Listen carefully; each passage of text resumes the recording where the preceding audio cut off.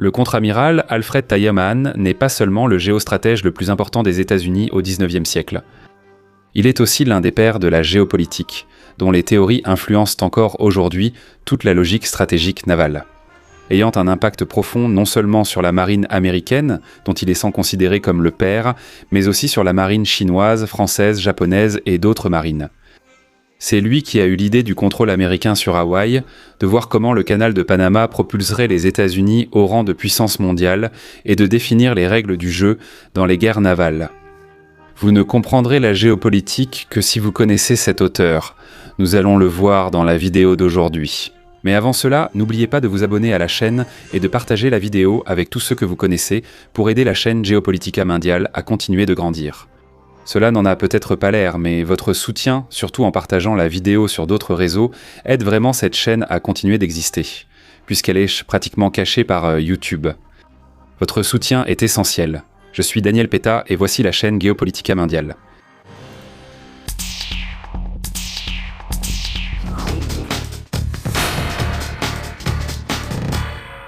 Pour Mahan, la mer est comme une vaste surface ouverte qui fonctionne comme une voie de circulation, définissant des routes spécifiques façonnées par des facteurs historiques et stratégiques. Depuis l'Antiquité, naviguer a toujours coûté moins cher et présenté moins d'obstacles que de se déplacer par voie terrestre, surtout à des époques où les routes étaient rares, dangereuses et en mauvais état. Ainsi, il cite en exemple la géographie des Pays-Bas, découpée par des canaux et des rivières navigables, ce qui a permis de construire une puissance commerciale tant interne qu'externe. En revanche, l'Angleterre, avec son réseau hydrographique qui pénétrait peu à l'intérieur des terres, dépendait du transport côtier, qui était vulnérable aux menaces maritimes, ce qui affectait sa sécurité intérieure en temps de guerre. Les avancées des pays dans le commerce international exigeaient non seulement des ports sûrs et des ports sûrs, mais aussi une capacité navale. L'existence d'un commerce maritime robuste génère la nécessité d'une marine militaire pour le protéger. Là où le commerce disparaît, la justification d'une flotte de guerre se perd également. Géographiquement, lorsqu'une nation étend ses routes, le besoin de points d'appui le long des voies océaniques émerge naturellement, allant de ports amis à des bases coloniales qui servent de refuge et de dépôt de marchandises. Ces structures sont apparues aussi bien par initiative privée que par décision étatique, mais toujours en réponse à la logique imposée par la position géographique. Celui qui contrôle les points clés de l'océan maîtrise le commerce mondial. Comprenez que l'impérialisme, souvent perçu négativement, doit être abordé avec prudence, parce que ce mouvement d'impérialisme n'est rien d'autre que la conséquence naturelle de l'augmentation des capacités et des besoins croissants des groupes humains. Ainsi, toute nation qui réussit, à un moment donné dans le futur, devra chercher à l'extérieur les éléments qui maintiendront son mode de vie, son statut ou son pouvoir. Les longs voyages, risqués et marqués par la piraterie dans le passé, ont abouti à l'établissement de points stratégiques le long des côtes, comme le cap de Bonne-Espérance, Sainte-Hélène, Maurice, Gibraltar, Malte, Louisbourg et d'autres, où l'importance n'était pas principalement commerciale, mais militaire pour la protection du commerce. La géographie de ces positions expliquait leur valeur. Les îles et détroits sont à la fois des goulets d'étranglement et des tremplins pour la projection navale. Certaines positions rares, comme New York, réunissaient une valeur commerciale et militaire. Ainsi le développement de la puissance navale. Elle repose sur 3 piliers, la production économique qui nécessite des échanges, la navigation qui permet ces échanges, et les colonies ou avant-postes qui étendent et protègent ce commerce. C'est pourquoi la trajectoire des États côtiers a été façonnée moins par la volonté des dirigeants que par des conditions géographiques telles que la taille, la position relative, la forme du territoire, l'accès à la mer et l'abondance de ports. Parmi les facteurs clés, la position géographique est la première. Les nations insulaires ou dotées de barrières naturelles qui les tiennent à l'écart des guerres terrestres tendent à concentrer leurs efforts sur la mer, comme l'Angleterre, qui n'avait pas à maintenir de grandes armées pour défendre ses frontières. Les Pays-Bas et la France, en raison de leur géographie continentale, devaient en maintenir de grandes forces terrestres, gaspillant ainsi des ressources qui auraient pu renforcer leur marine. La France, pour aggraver les choses, est en plus divisée entre 2 mers, la Méditerranée et l'Atlantique, ce qui dispersait sa flotte et affaiblissait sa capacité de concentration navale. L'Angleterre, en revanche, disposait d'un théâtre unique d'opérations et du privilège de position centrale face aux autres puissances maritimes européennes. ce qui leur donnait la capacité d'interposer leur flotte de manière efficace contre toute tentative d'union entre ennemis. La proximité physique avec les routes commerciales offrait également d'énormes avantages stratégiques. La France, avec des ports sur la Manche, l'Atlantique, la mer du Nord, possédait des bases idéales pour ce qu'il appelait la guerre de course, c'est-à-dire la destruction du commerce anglais. La géographie permettait de lancer des navires directement au cœur des routes britanniques. Quant aux États-Unis, éloignés des grands couloirs commerciaux, ils avaient au départ des désavantages naturels pour ce type de guerre, sauf s'ils utilisaient les ports d'alliés dans des régions plus éloignées. Le contrôle des routes maritimes d'importance mondiale augmente encore la valeur historique et stratégique de certaines positions. L'Angleterre dominait l'entrée de la Manche, par où passait le commerce des Pays-Bas, des pays baltes, de la Russie et du nord de l'Allemagne. Si l'Espagne avait gardé Gibraltar, elle aurait eu un contrôle similaire sur la Méditerranée, mais sa perte a séparé ces deux mers et nuit à la coordination navale espagnole. L'Italie, malgré sa longue côte et sa position centrale en Méditerranée, voit son potentiel fortement réduit par la présence de Malte, qui est britannique, et de la Corse, qui est française, ce qui neutralise sa capacité naturelle à dominer la mer environnante. L'analogie la plus importante suggérée par Mahan est celle entre la Méditerranée et les Caraïbes. Pour lui, la Méditerranée, historiquement, est une mer de conflits permanents, anticipant ce qui pourrait se produire dans les Caraïbes si le canal d'Amérique centrale, qui deviendrait plus tard le canal de Panama, se transformait en une région pivot du transit mondial. La position géographique des États-Unis, proche du futur corridor, influencerait leur participation au conflit et exigerait des ports profonds, des arsenaux efficaces et des bases avancées. Cependant, le golfe du Mexique, avec peu de ports profonds et des défenses insuffisantes, réduirait une partie de cet avantage. La Nouvelle-Orléans et la vallée du Mississippi formeraient, grâce à leur hydrographie, un pôle naturel de concentration de puissance. Ainsi, pour assurer la suprématie, les États-Unis doivent avoir des avant-postes dans les Caraïbes, qui sont des îles faciles à défendre. Profondeur et proximité de la route interocéanique. Nous avons donc la deuxième catégorie, la configuration physique. Il ne suffit pas d'avoir la position, il faut aussi un certain type de côte. Les territoires sans bon port, comme l'ancienne Belgique, soumise aux Pays-Bas, ne parviennent pas à développer leur propre commerce maritime. En même temps, des côtes profondes et découpées avec des rivières navigables, comme celles des anciens États américains sur la côte atlantique, stimulent une culture maritime et renforcent l'activité commerciale maritime. Mais des ports faciles d'accès sont aussi fragiles militairement et, sans défenses adéquates, deviennent des portes ouvertes à l'ennemi. La forme physique de la côte française, avec l'absence de grands ports militaires à l'est de la ville de Brest, favorisait l'Angleterre, qui possédait Plymouth et Portsmouth, stratégiquement bien situés.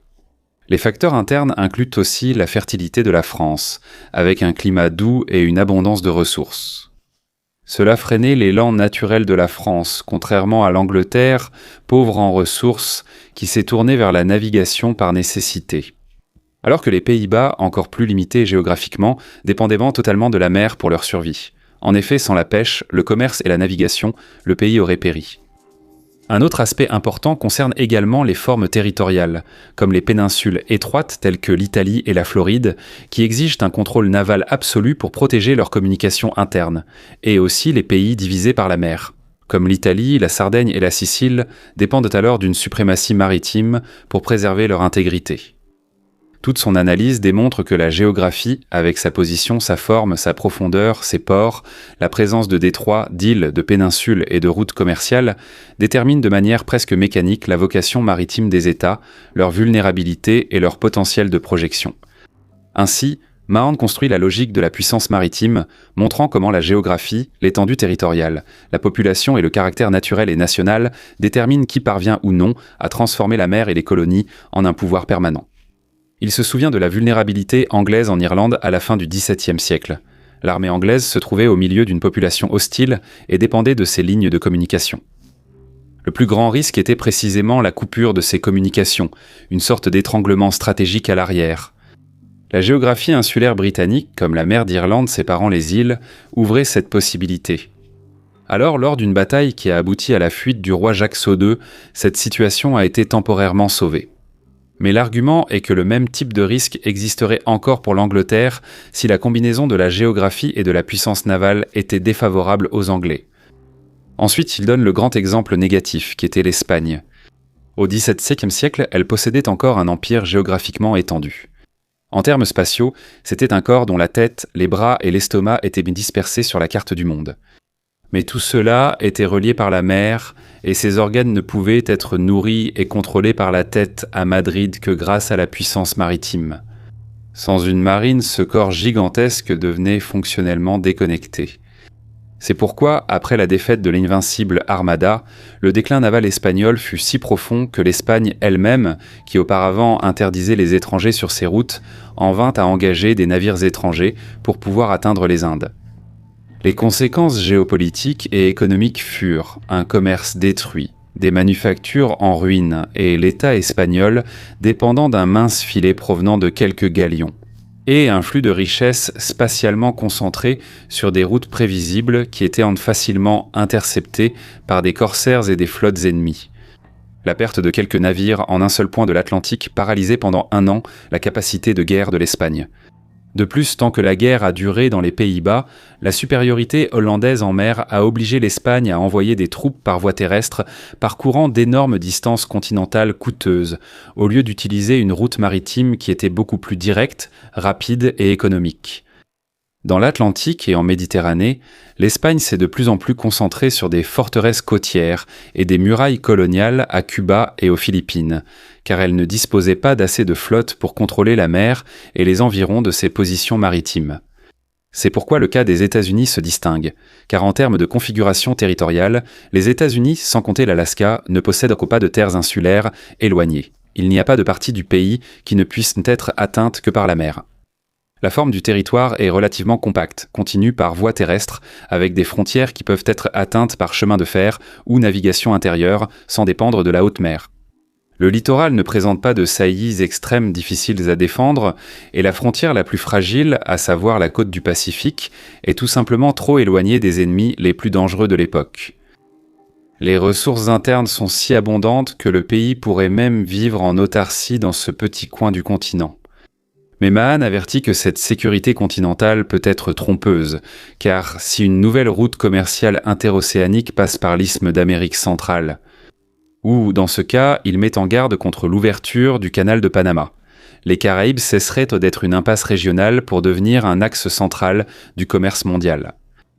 Dans ce scénario, l'île continent américaine serait traversée par des flux extérieurs juste devant sa façade maritime sud.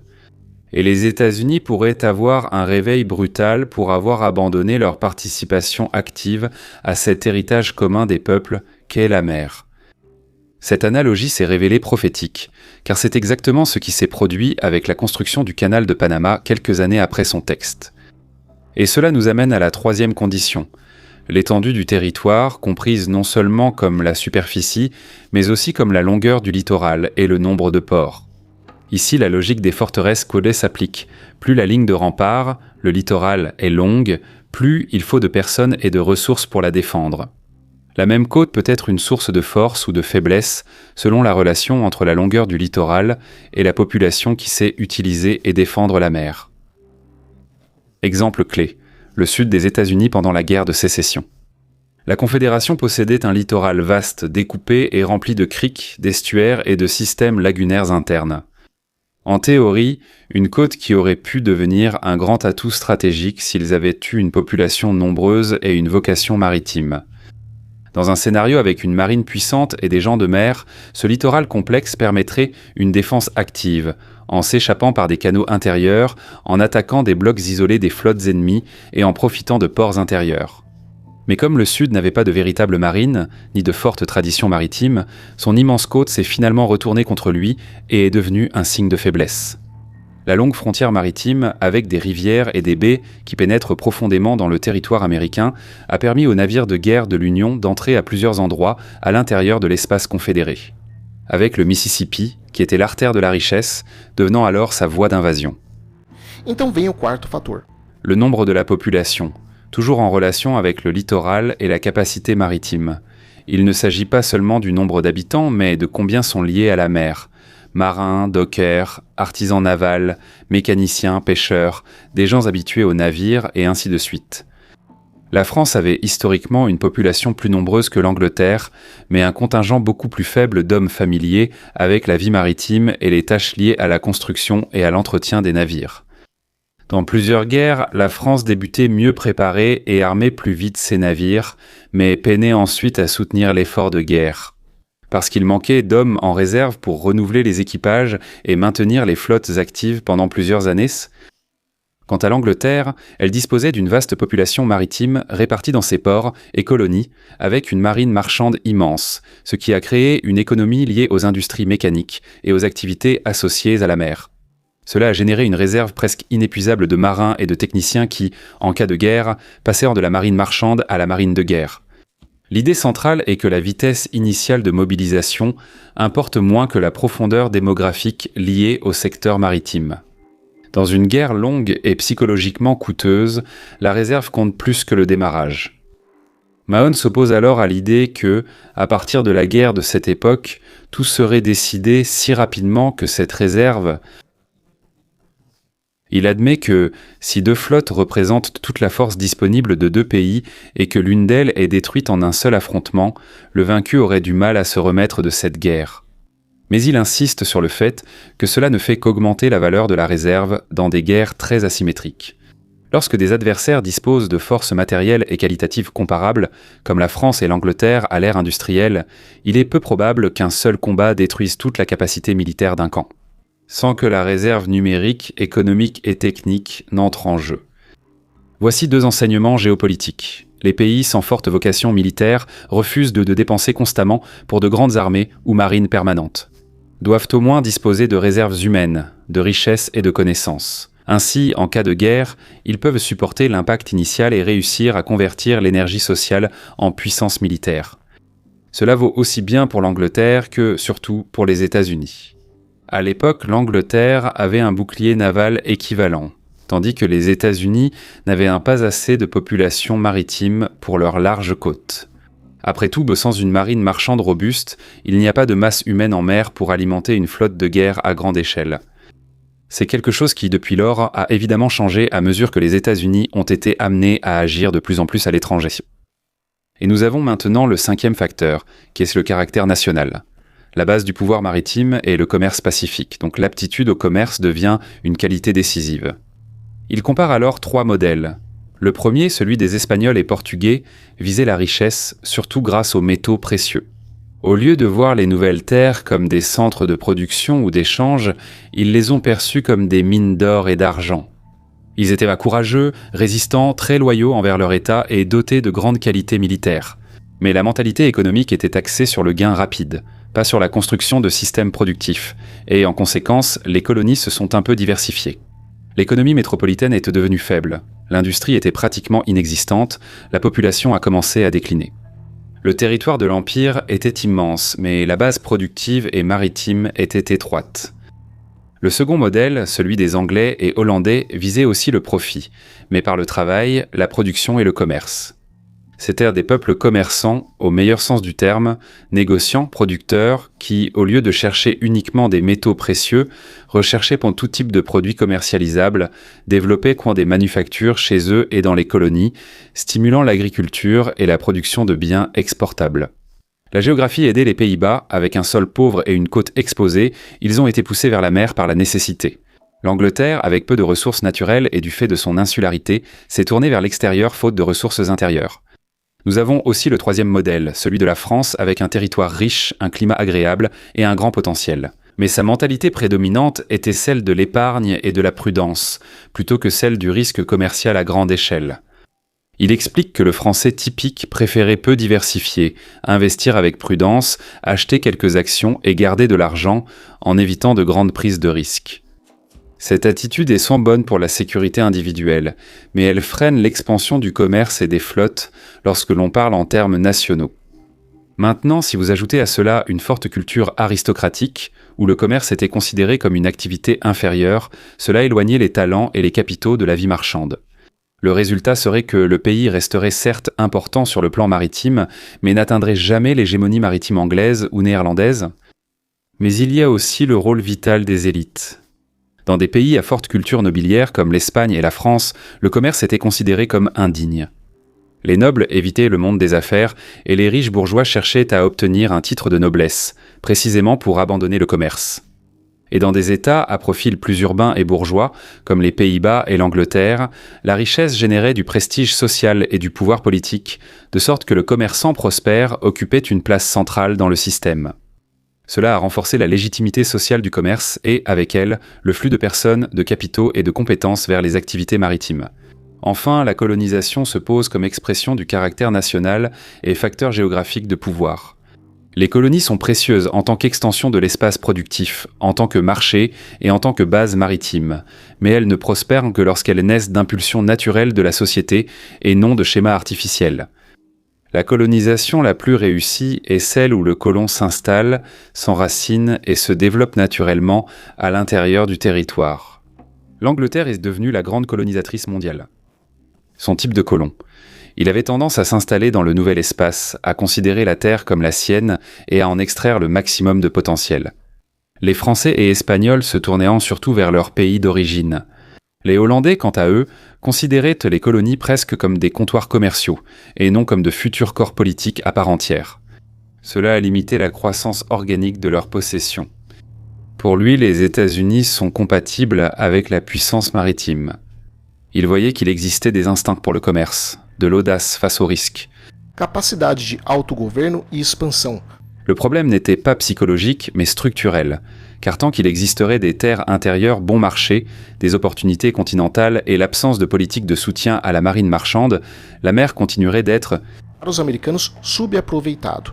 Il pensait que si les conditions changeaient, le caractère national américain Iria tender a produzir colonização et le commerce maritime, à condition que la flotte, la marine marchande, les ports et les industries soient non construits. Ensuite vient le 6e élément de la puissance maritime, le caractère du gouvernement.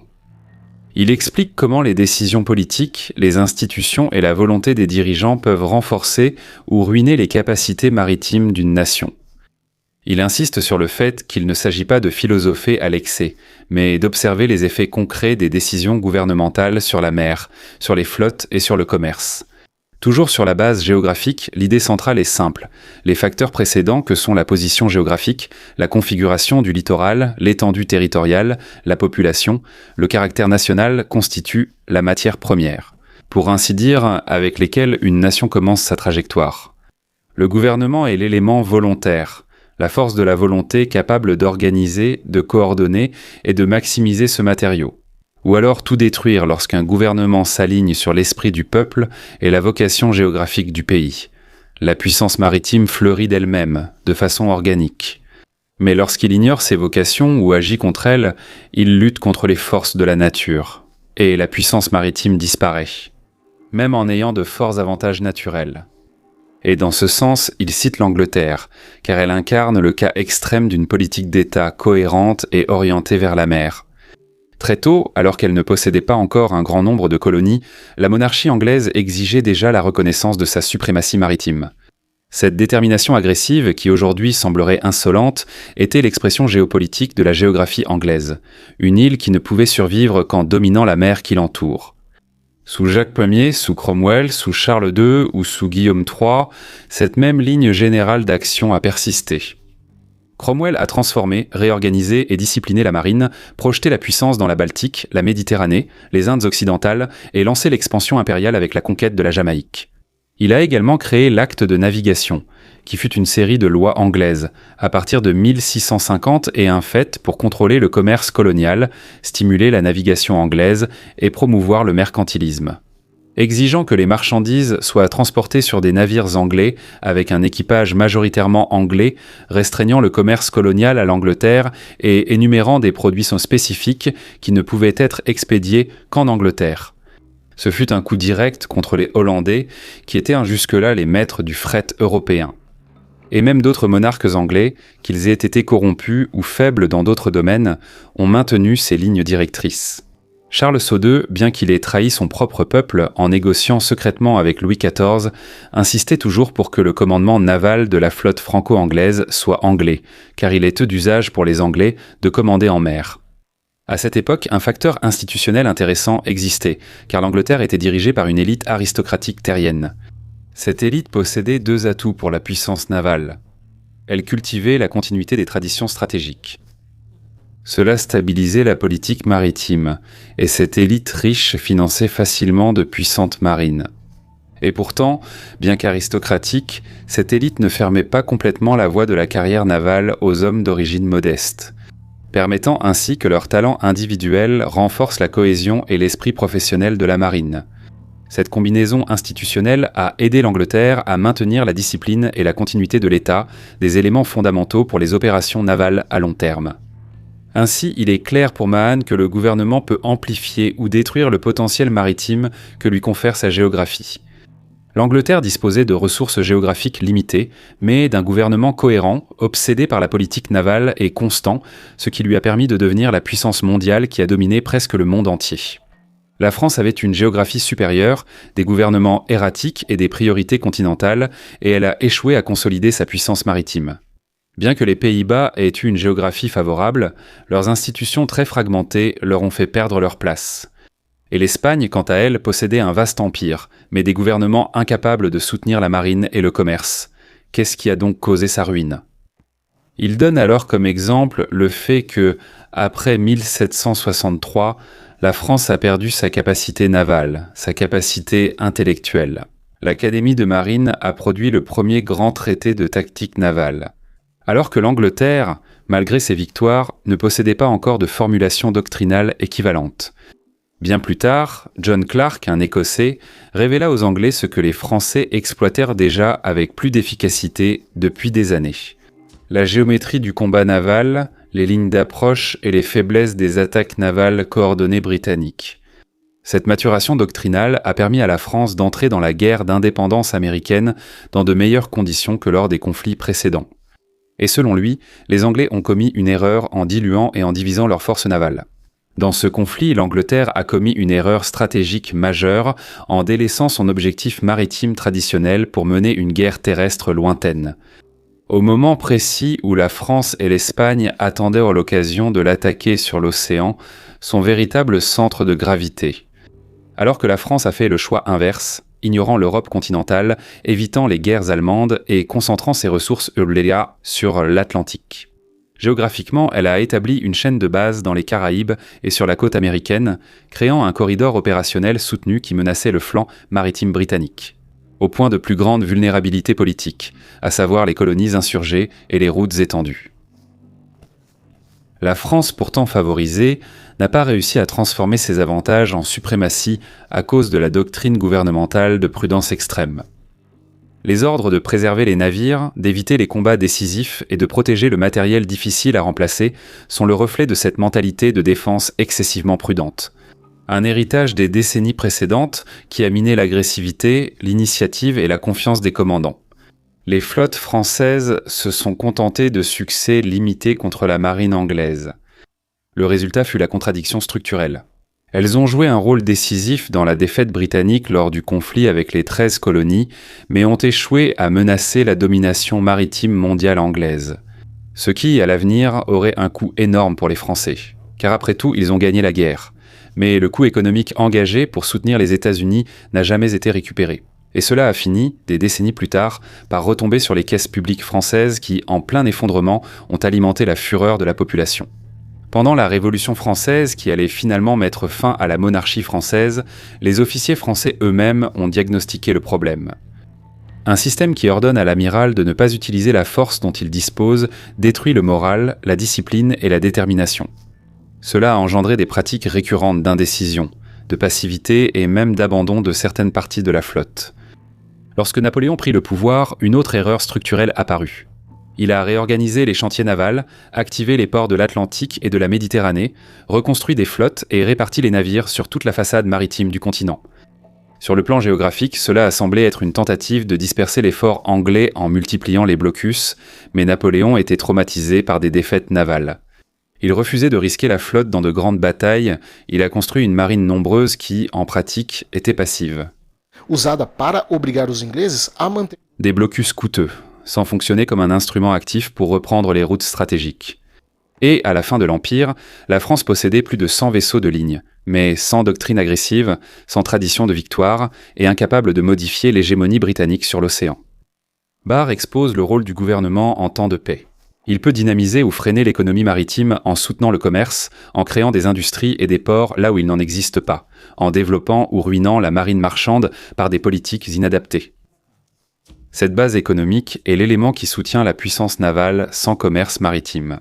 Une flotte de guerre n'est qu'une coquille vide, et en temps de guerre, le gouvernement doit maintenir une marine proportionnelle aux intérêts maritimes, préserver la discipline et l'esprit combatif, garantir des réserves d'hommes et de navires, et maintenir des bases navales dans des points géographiques qui contrôlent les routes essentielles. La logique est spatiale et structurelle. Les flottes dépendent de nœuds stratégiques, comme des îles, des détroits, des ports profonds qui soutiennent des opérations prolongées. La domination britannique n'a été possible que parce que ces navires reliaient continuellement ces nœuds, renforçant un cycle entre la géographie, les routes et la politique. Des colonies loyales et intégrées sont, dans ce modèle, le soutien le plus sûr de la puissance maritime à distance. En paix, le gouvernement doit unir les intérêts, et en guerre, organiser la défense commune. E distribuir sacrifícios. Les États-Unis, cependant, n'avaient été ni colonies ni bases extérieures. Leur mentalité était similaire à celle des Anglais, qui, dans d'autres siècles, rejetaient pan des bases comme Gibraltar en raison d'un prétendu esprit commerçant. Les faits pratiques étaient clairs. Des navires américains sans point d'appui, de charbon ou de réparation seraient incapables de s'éloigner de leurs propres côtes. C'est pourquoi il estime que les États-Unis, d'après la guerre de sécession, se sont concentrés sur le développement interne et ont ignoré la mer. Ils avaient un vaste territoire, une industrie en pleine croissance, mais aucune marine marchande significative, pas de colonies non plus, et leur marine de guerre était en déclin. Parmi les 3 piliers de la puissance maritime, production, commerce maritime, colonie et base, il n'avait ensemble que le premier. Il analyse alors les changements du droit international, et cela sert d'avertissement au monde de l'après-2020, plus que jamais. Pour lui, les pavillons neutres protégés, désormais les cargaisons et les blocus fictifs n'étaient plus acceptés. Ce qui, à première vue, pourrait suggérer que les pays, alors, n'ont plus besoin de leur propre flotte de guerre. Mais Mahan démontre cette conclusion, montrant que les blocus modernes dépendent moins de l'occupation des ports et davantage de la création de zones de risque près des côtes, soutenues à ce moment-là par le télégraphe sous-marin et par des forces réparties. Ainsi, par exemple, il suffirait qu'une force de croiseurs soit positionnée entre le New Jersey et Long Island pour transformer New York en un point vulnérable. L'économie se réorganiserait de manière imparfaite, avec des embouteillages, des surcharges logistiques et des coûts croissants. Et l'ennemi pourrait alors, par la suite, bloquer les nouveaux ports d'adaptation. La conclusion est directe, même si une partie du commerce voyage sur des navires neutres. Les États-Unis avaient des besoins d'une force navale capable de repousser les blocus et de garantir l'accès à leurs propres ports stratégiques. Après tout, des puissances maritimes avaient été déjà bloquées simultanément plusieurs côtes européennes, alors bloquer une demi-douzaine de ports américains ne serait pas du tout difficile. Le gouvernement américain devait donc reconstruire la marine de guerre et, en même temps, recréer une marine marchande qui soutiendrait l'appui politique au pouvoir naval. La géographie du futur, selon Mahan, notamment avec l'ouverture du canal de Panama et la transformation des Caraïbes en un axe de trafic mondial, allait faire des États-Unis une puissance. Située à la lisière de 2 des grandes autoroutes maritimes, celle de l'Atlantique et celle du Pacifique, c'est la réaction politique qui allait déterminer si le pays, les États-Unis, parviendraient à tirer parti de cette position, ce que nous savons aujourd'hui qu'ils ont effectivement réussi à faire. Enfin, Mahan conclut en affirmant que tous ces éléments relèvent de la sphère de la stratégie et non de la tactique, car la tactique change en fonction de la technologie. Mais la stratégie reste ancrée dans la géographie, dans la localisation des routes et dans le contrôle des bases, ce qui signifie que ces impératifs demeurent valables jusqu'à aujourd'hui, en plein XXIe siècle. Merci à tous, j'espère que ça vous a plu. N'oubliez pas de vous abonner et de partager cette vidéo avec tout le monde que vous connaissez. Pour que la chaîne Geopolitica Mondiale continue d'exister, votre soutien est très important. Et si vous aimez vraiment la chaîne Geopolitica Mondiale, pensez à devenir membre. Non seulement vous aurez un accès anticipé à ce type de contenu, mais en plus vous aurez accès aux vidéos exclusives pour les membres, qui sont encore plus approfondies et spécifiques. Cela dépendra aussi de votre catégorie. Votre nom apparaîtra dans les remerciements à la fin de la vidéo. Merci, à bientôt et à la prochaine vidéo.